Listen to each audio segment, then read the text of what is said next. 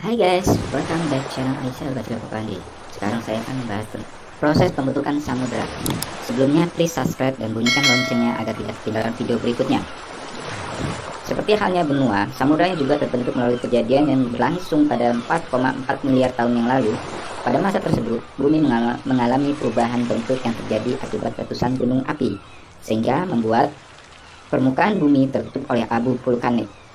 Debu vulkanik yang melapisi bumi tersebut kemudian menghalangi cahaya matahari untuk dapat masuk ke bumi, sehingga terjadilah penumpukan uap air yang seharusnya menjadi air hujan. Penumpukan uap tersebut kemudian menjadi atmosfer yang terkondensasi sehingga akhirnya terjadilah hujan.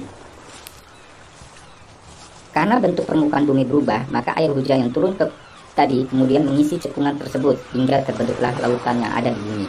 Pada mulanya, air yang berada di lautan bersifat sangat asam, dengan suhu mencapai sekitar 100 derajat Celcius, sehingga asam yang muncul di lautan ini dapat terjadi karena keadaan bumi yang sangat panas, sehingga atmosfer bumi diselimuti dan tertutup oleh karbon dioksida. Ketika laut masih bersifat asam pula, bumi sering mengalami gelombang tsunami yang terjadi karena asteroid jatuh ke bumi. Tsunami tersebut kemudian disertai dengan pasang serta surut air laut yang cepat terjadi. Pasang serta surutnya air dapat terjadi karena jarak bumi dan bulan yang terlalu dekat. Seiring waktu berjalan, jumlah karbon dioksida yang menyelimuti bumi kemudian larut ke dalam air laut. Kemudian bereaksi dengan zat ion karbonat yang membentuk zat kalsium karbonat. Akibat dari pembentukan zat tersebut, langit bumi mulai berwarna cerah sehingga sinar matahari akhirnya dapat kembali masuk ke bumi. Setelah sinar matahari masuk ke bumi, maka volume air laut pun terus mengalami penyusutan. Akibatnya, bagian bumi yang cekung dan terisi air hujan tadi mulai mengering. Setelah beberapa bagian di bumi mengering, pelapukan batu pun terjadi, dan secara terus-menerus pelapukan tersebut terbawa ke laut. Karena terbawa oleh air hujan, pelapukan batu terjadilah, yang kemudian menyebabkan air laut kini menjadi asin dan tidak lagi asam. Setelah mengetahui pengertian macam hingga proses terjadinya samudra, apa sih manfaat samudra bagi kehidupan manusia? Pada awal artikel menurut buku Geografi Nasional, samudra memiliki peranan penting bagi manusia, terutama demi kenyamanan serta kelangsungan hidup manusia. Lalu apa manfaat yang didapat melalui samudra? Berikut penjelasannya.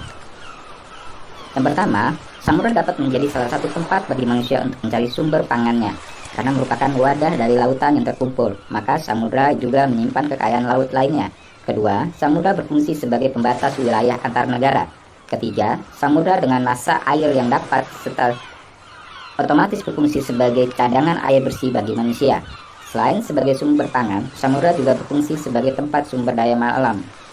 Kelima, samudra juga berfungsi sebagai tempat penelitian untuk mengetahui sumber daya alam yang hidup di palung-palung maupun bagian lain di bawah samudra. Keenam, menjadi tempat konservasi untuk biota-biota laut yang terancam akan punah.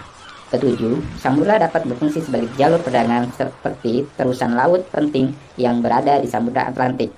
Kedelapan, sebagai sarana transportasi untuk kapal-kapal yang berlayar.